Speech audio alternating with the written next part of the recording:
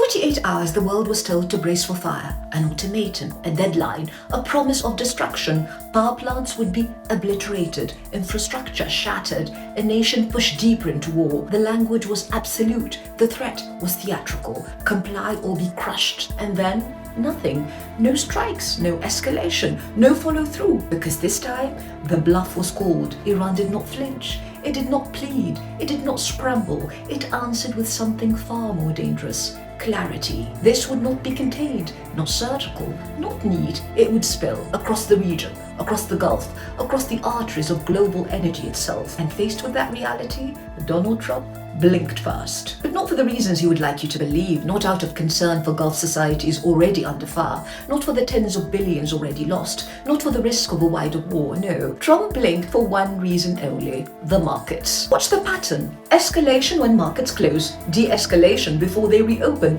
threats on Saturday, calm on Monday, rinse, repeat. Iran noticed. They called it what it is, a trick.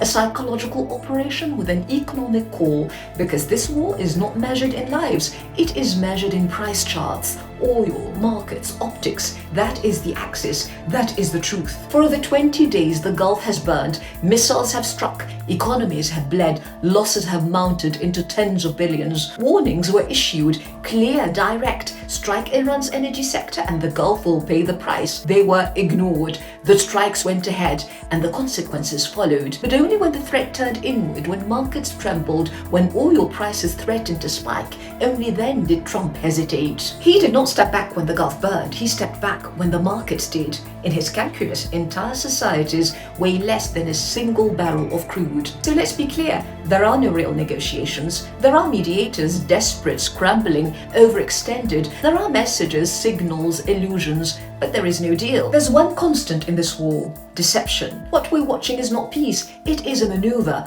a pause for time. Time to calm markets, time to complete the build-up, time to plant illusion. And this is not new. This is the third time Trump has played this game. Before the 12-day war, during negotiations, and now again, the same script, the same performance, the same deception. But repetition has a cost. This time, it's not working. Iran is not buying it. Not in its media, not in its leadership, not in its strategy, because Iran now understands the nature of the administration it faces. An administration driven by a profane trinity: hubris, greed, and deception. And that is Trump's real problem. He can't keep using the same trick and expect it to work. As the old Arab saying goes, a believer is not bitten from the same hole twice, because the reality tells a different story. A pause timed neatly for the weekend, a military build-up that never stopped, tens of thousands of troops, carrier groups, air assets on alert. The machinery of war is not slowing, it is expanding. Flights, mobilization,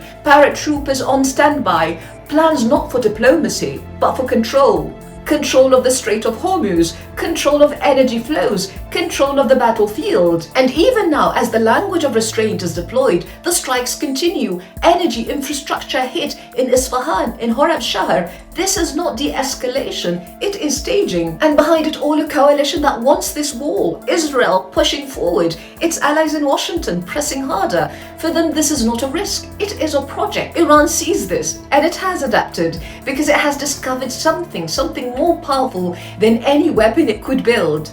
Hormuz, not a bomb, a choke point, a lever, a narrow passage through which a fifth of the world's oil flows. A bomb threatens destruction. Hormuz, it threatens the system itself. And that changes everything. This war was meant to isolate Iran. Instead, it has strengthened it. Sanctions weakened, oil production up, prices rising, new channels opened. What was meant to constrain has expanded, and the longer this war continues, the less reason Iran has to go back. So this is not a resolution, it is a pause. Fragile, tactical, deceptive. The 5-day window is not peace, it is the space between two escalations. And if the pattern holds, what comes next will not be diplomacy, but something far more costly for the region, for the markets, for the world.